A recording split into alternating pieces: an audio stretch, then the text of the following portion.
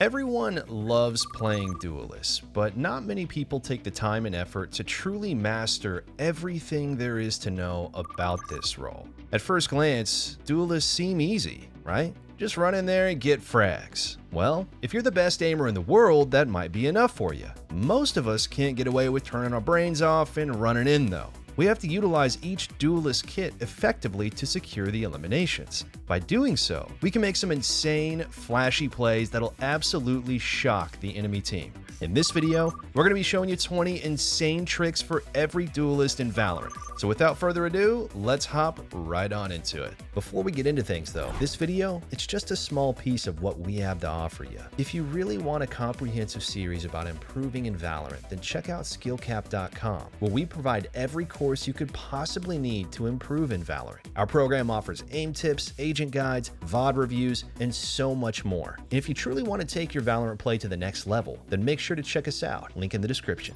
Let's blow you away and dash right into Jett. Jett's ultimate is accurate regardless of whether you're standing still, jumping, or moving. Because of that, you should always be on the move to make yourself a harder target in ult form. There are multiple areas in Valorant where you can jump spot enemies. Because Jett knives are accurate while jumping, you can spot enemies and go for a cheeky one-tap onto them. Enemies will only see you briefly, making it really hard for them to shoot you back. Do be cautious of doing this too many times though, as enemies, they're likely going to start to place their crosshairs higher to where you're jumping. Following that up, there's quite a few areas where Jett can updraft once or even twice to spot out a choke point. For example, on Ascent, you can updraft over this wall to spot out players and along. If done close enough to the wall, a single updraft is all you may need to spot players on sight as well. Again, with Jett knives, you can easily tap these players away. This is an unorthodox position, so it's going to be tricky for them to even take you out while you do this. You can also double updraft over at A main on Pearl to spot the back of A site, as well as double updraft from the B side of Fracture to spot out players off the rip at Tree. Next up, a simpler but still effective play on Jett is the dash updraft combo.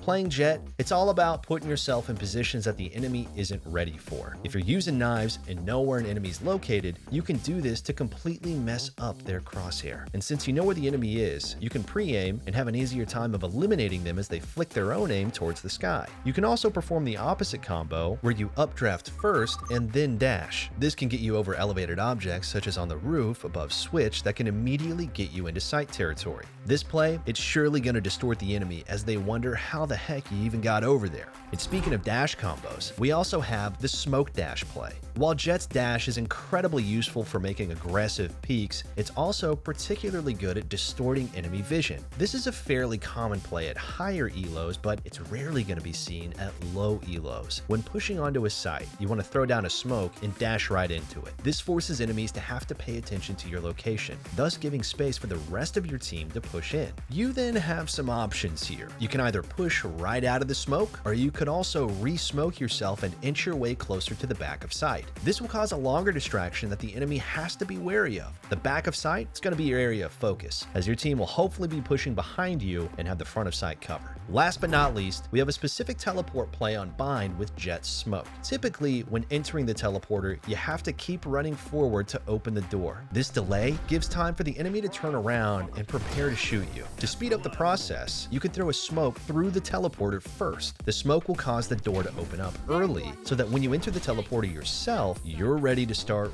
raining bullets. Moving on, let's get into our shiniest Duelist, Neon. A common mistake we see Neon players making is that they only focus on one area when throwing her stuns. And this isn't bad, but it's not good either. The best way to utilize her stun is to take advantage of the fact that it can bounce and hit two areas. There are a few lineups available that can help us with this. For example, if we line ourselves behind a long and aim towards the left side of the double boxes, it'll bounce over the back of Hell. Now we end up covering an extra choke point along with double boxes. You don't have to make things all that fancy though. For example, On the A side of Fracture, you want to aim your stun towards the middle of the back wall. By doing this, you'll stun that back area along with stunning the default plant position that many players camp at. Whenever you're using Neon stuns, think about trying to aim it so that it covers 2 important locations rather than just 1. Now, with that being said, there are some exceptions depending on what kind of play you're making. The next trick is a full-on Neon combo that you can utilize whenever you're trying to push a site. You want to start off by walling off the choke point so that you don't have to deal with the enemies in market or spawn. From there, you want to dash forward and throw your stun right outside the wall. Right as the stun lands, you want to dash past the wall and prepare for battle. If the enemy's in stairs, you should have easy pickings on them. This is the bread and butter play you want to make on Neon. Wall off one side, then prepare to dash in and stun off the side you're trying to push. This has a high chance of immobilizing a player and leaving them as easy pickings. Speaking of mobility, Neon's movement is what really makes her shine as a unique duelist. She has fast lane with an added dash, but what if we took that a step further? One way to make yourself a harder target as you push a choke point is by bunny hopping. You maintain the speed of fast lane while making yourself a slippery target. This next step is what really makes things shine though. While bunny hopping, you're already moving in a somewhat unpredictable pattern. Now add a dash in at an unorthodox direction from your bunny hops, and the enemies are going to be offset to say the least. They'll have the toughest time of their lives trying to hit you. Now, with all this mobility, you'll also have to do some extra work to track the enemy. Definitely give this a few practice runs in the range before you go implementing it in the game. To wrap this agent up, high gear gives Neon increased jumping distance. Use this to your advantage to get into platforms that are typically unreachable by other agents. For example, you can get onto the left platform on Icebox A site with high gear, and you can also get over onto these boxes on A site Haven as well. Coming into our next duelist, we have Raze. One of the most famous plays you absolutely should learn with Raze is the double satchel combo. This play allows you to cover an insane amount of distance, thus allowing you to once again outmaneuver the enemy and surprise them. This play is best done on an elevated surface, so you have more space to zoom through the air. Start off by dropping your satchel underneath you. From there, you want to jump forward in front of the satchel. Once you're close to the ground and in front, activate the satchel to propel you forward. Now, once you have that down, the rest, it's simple. Once the first satchel is activated, continue looking down at the ground and immediately activate a second satchel. This one's going to carry the momentum off the first satchel and continue propelling you forward. Now that was fun, but you know what would make it better? That's right, a rocket.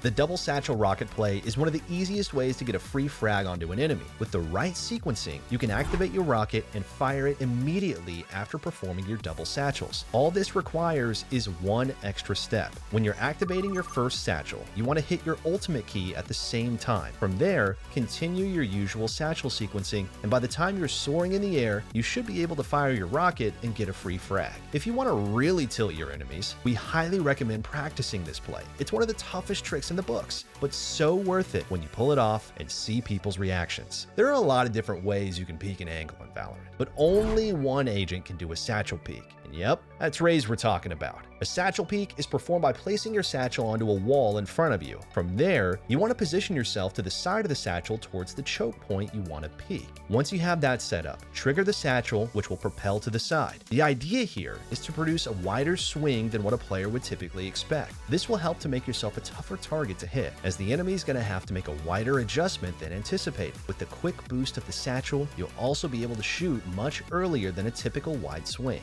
Lastly, just like with Jett's smoke through the teleport, Raze can also do a similar teleport play through her nades. If you throw a nade through the teleporter on Binder, it'll trigger the door to open up. Again, you can TP afterwards and frag out. The nade is even better than the smoke from Jett. If enemies are in hookah, they're likely busy trying to run away from the nade. This is the perfect opportunity to frag them out as they're running like chickens. But let's heat things up with Phoenix now. A problem we see some players having is flashing through angled corners. Or if you're like me, you end up flashing yourself through regular angles too. An easy solution is to actually throw your flash in the opposite direction while also bouncing it on a wall. We're trying to flash octagon here. Instead of left-clicking our flash, we right-click and hit the wall. The wall will assist with bouncing the flash at an angle so that it hits the enemy. This flash will pop behind you, so there's no risk that you peek too early and get flashed yourself. Flash the opposite direction of where you want it so you don't have to turn. Now, flashing in and of itself is really strong, and we can do a step better.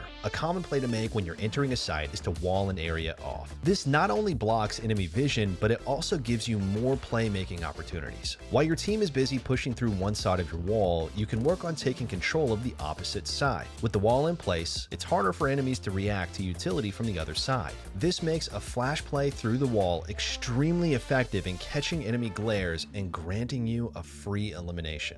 Continuing the flash train, let's get into Yoru's flashes. Yoru has quite the fancy Yoru flash that most players aren't even aware of. When flashing through a smoke, most Yoru players will bounce it forward at the ground and then peek. This flash, it's okay, but can be better and less easily read. Next time you're in a smoke, throw your flash straight down below you. This flash actually bounces high enough to get past every smoke, thus causing it to blind all enemies that stare into it. The pros of this flash is it's less easily read and is thus harder to turn away from. Along with that, because the flash will be so high in the air, you don't have to turn your back while pushing. So it's less work for you as well. Simply throw the flash and hold W into enemy territory. If you thought one flash was good, let's make it 2 flashes. Yoru's new clone will flash enemies who shoot at it. A unique setup to make when pushing down a site is throw your teleport off to the corner. From there, send your clone in to scout out the area. If the enemy ends up shooting at it and getting blinding near your teleporter, you can make a nearly guaranteed play. With the enemy's location known, throw a flash toward where the enemy was. Teleport immediately after the flash pops, and the enemy will be blinded again, thus giving you a free elimination just like earlier. One more crazy thing many players don't utilize enough is using Yoru's TP into cover to take space. One of the best uses of this is actually pretty similar to Jett, teleporting into smokes. Sometimes you'll find a spot where your controller's smoked, or even when your Jett smokes onto site. You can use these smokes to give yourself cover, to safely teleport onto site, and then even combine this with our flash out of smoke tactic. Utilizing this engage makes it very difficult for enemies to punish you, and it'll make for some incredibly easy entries. Lastly, we have one of our favorite hard carry duelists, Reyna.